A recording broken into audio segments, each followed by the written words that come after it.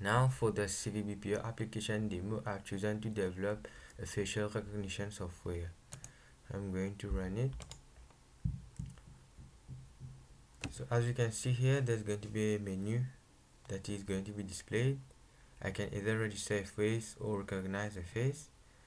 Now if I enter a number other than 1 or 2, there's going to be a validation check that is going to be performed. That is, I can choose only 1 and 2. Now suppose I want to recognize a face. I enter 2. The webcam is going to be turned on, and as you can see here, I need to press S to capture a face. Press S. Now as I'm not registered on the system, a known person is going to be shown here. This means that I need to register myself first. So to do this, I'm going to run it again. I enter 1.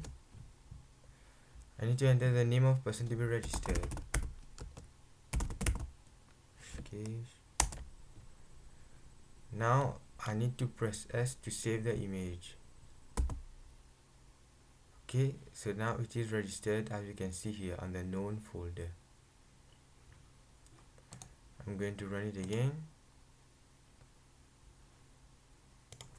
I enter 2 to recognize the face.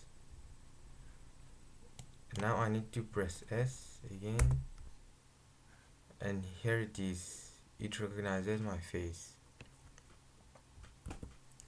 Now how does the program work? So this is the menu: register a face, recognize a face. I need to enter an option 1 or 2. This is the validation check. If I enter 1, that is I'm registering a face, it is going to prompt me to enter the name of the person. Now I'm going to enter, this code is going to turn on the webcam. I'm going to take each frame of the video.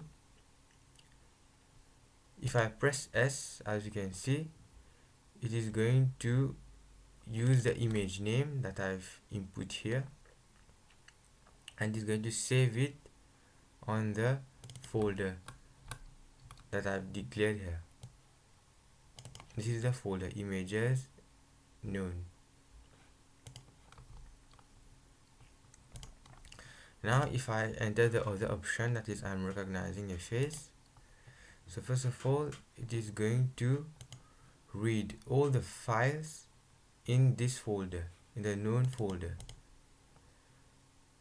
and then it's going to encode the face, that is the image. It gets the face here, the name, and it encodes it here. So now we have 2 lists: known face names for all the names, as you can see here, and known face encodings that I'm going to use to compare the face that is going to be recognized.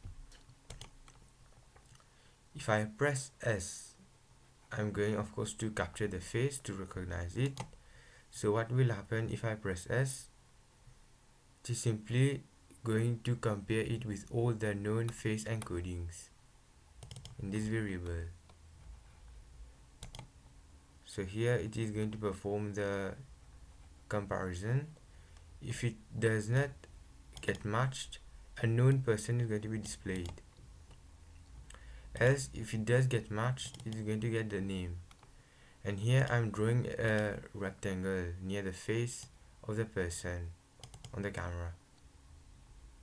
So that's it.